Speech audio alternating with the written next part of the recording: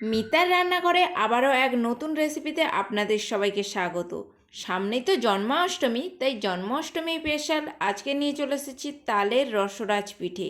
একদম অল্প টাইমের মধ্যে দারুণ এই লোভনীয় পিঠেটা বাড়িতে একবার হলেও ট্রাই করে ফেলুন। আর একবার যদি বানাতে শিখে যান, প্রতি বছর একবার হলেও এই পিঠেটা ট্রাই করতে ইচ্ছে হবেই। তাহলে রেসিপিটি দেখে ফেলে ঝটপট জন্মাষ্টমীতে গোপু সোনার জন্য বানিয়ে ফেলুন দেখি এই রেসিপিটি যদি পছন্দ হয়ে থাকে প্লিজ একটি সাবস্ক্রাইব করে যাবেন। তাহলে চলুন এবার রেসিপিটি শুরু করি। রসরাজ পিঠে তৈরি করতে যা যা উপকরণ লাগবে তা হলো ময়দা, সুজি, চিনি, লবণ আর তালের পাখি। আপনারা যতটা পরিমাণে ময়দা ব্যবহার করবেন তার হাফ সুজি ব্যবহার করতে হবে। এদিকে গ্যাসের উপর একটা কড়াই বসিয়ে দিয়েছি, কড়াইয়ের মধ্যে দিয়ে দিলাম তালের পাখি। তালের পাখিটা আমার আগে থেকেই গরম করা ছিল, তাই আর বেশি গরম করলাম না। আপনারা যদি এখানে কাঁচা তালের পাখি ব্যবহার করে থাকেন তাহলে সেটাকে প্রথমে একটু গরম করে নেবেন, তারপরে এইভাবে খানিকটা জল দিয়ে তালের পাখিটাকে পাতলা করে নিতে হবে। 1 থেকে 1.5 মিনিট এইভাবে নাড়াচাড়া করার পর দেখবেন তালের পাখিটা আগের থেকে একটু ঘন হয়ে এসছে, তখন এর মধ্যে দিয়ে দিতে হবে ময়দাটা দেওয়ার পরে আবারও তালের পাখির সাথে ভালো করে মিক্সড করে নিতে হবে। এইভাবে ময়দাটা মিক্সড করা হয়ে গেলে এর মধ্যে দিয়ে দিচ্ছি পরিমাণ মতো সুজি।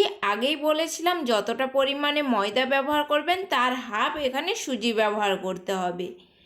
এর মধ্যে দিয়ে দিচ্ছি পরিমাণ মতো লবণ আর 2 চামচ চিনি। আবারও ভালো করে মিক্সড করে নেব। দেখুন অনেকটাই ঘন হয়ে গেছে, একটু অসুবিধা হচ্ছিল মাখাতে, তাই এর মধ্যে দিয়ে দিলাম অল্প একটু জল। আপনাদের যদি মনে হয় অল্প একটু জলের প্রয়োজন এমন সময় ব্যবহার করতে পারেন, কোনো অসুবিধা হবে না। শুধুমাত্র এইভাবে ভালো করে নাড়াচাড়া করে মিক্সড করতে হবে। যখন দেখবেন ডোটা এই রকম চিটচিটে অবস্থায় এসে গেছে, এইভাবে কড়াই থেকে আলগা হয়ে উঠে আসছে, তখন গ্যাসের ফ্লেম অফ করে নামিয়ে নেব। যে পাত্রটার মধ্যে ডোটা নামিয়ে রাখবেন সেই পাত্রটার মধ্যে অল্প একটু ঘি বা রিফাইন অয়েল এইভাবে মাখিয়ে নিতে হবে। এর ফলে ডোটা যখন ঠান্ডা হয়ে পিঠেগুলো কাটা হবে তখন তোলার সময় কোনো অসুবিধা হবে না। এই ডোটা থালাতে দেওয়ার পর গরম অবস্থাতেই কিন্তু এইভাবে হাতার সাহায্যে বা যদি পারেন হাতের সাহায্যে এইভাবে একটু চেপটে নিতে হবে। তারপরে দেখুন এইভাবে হাতার সাহায্যে চারিদিকটা একটু সমান করে নিচ্ছিলাম, যাতে পিসগুলো যখন কাটবো একদম সবগুলো সমান হয়, কোনো আঁকাবাঁকা না থাকে। গরম অবস্থাতেই এইভাবে একটা ছুরির সাহায্যে সাইজ করে কেটে নেব। দেখুন সবগুলো প্রায় একই শেপে কেটে নিয়েছি। তারপরে একটা পিঠে তুলে দেখাচ্ছি। পিঠেটায় কিন্তু আগে থেকে ঘি মাখানো ছিল বলে তুলতে কোনো অসুবিধা হয়নি। তারপরে এইভাবে একটু চারিকোণ সেট করে নিচ্ছিলাম যাতে পিঠেগুলো দেখতে সুন্দর লাগে, কোনো সাইড থেকে আঁকাবাঁকা টেরা না থাকে। দেখুন কত সুন্দর হয়েছে, একদম চৌকো শেপের করে নিয়েছি। যেগুলো একটু ছোট আকারের ছিল বা সাইড থেকে কেটে রেখেছিলাম সেগুলোকে কিন্তু ফেলাবো না, আবার একটু হাতের সাহায্যে এইভাবে মেখে নিয়ে হাতের সাহায্যেই চৌকো শেপ দিয়ে নেব।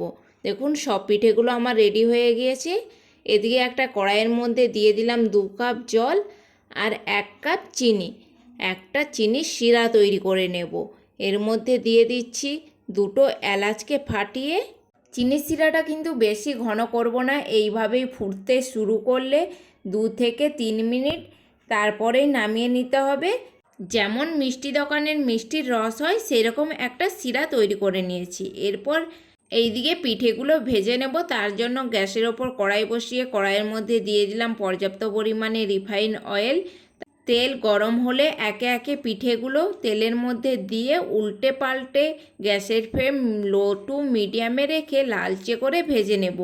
কারণ বেশি হাই ফ্লেমে ভাজতে গেলে তখন বাইরে থেকে একদম লালচে হয়ে ভাজা হয়ে যাবে, কিন্তু ভিতরে কাঁচা রয়ে যাবে, তখন খেতে ভালো লাগবে না। এই রকম পিঠেগুলোর মধ্যে একটা সুন্দর কালার এসে গেলে পিঠেগুলোকে নামিয়ে নিতে হবে। বেশি কড়া করে ভাজলে তখন আবার শক্ত শক্ত খেতে লাগবে, তখন ভালো লাগবে না। আর পিঠেগুলো এই রকম লালচে করে ভাজা হয়ে গেলে তেল ঝাড়িয়ে চিনির শিরার মধ্যে ডুবিয়ে রেখে দেব। বেশি রাখার প্রয়োজন নেই, 2 থেকে 3 মিনিট এইভাবেই ডুবিয়ে রাখলে সুন্দরভাবে পিঠেগুলো মিষ্টি রসটাকে শুষে নেবে। তো আজকের রসরাজ পিঠে আমার একদম রেডি।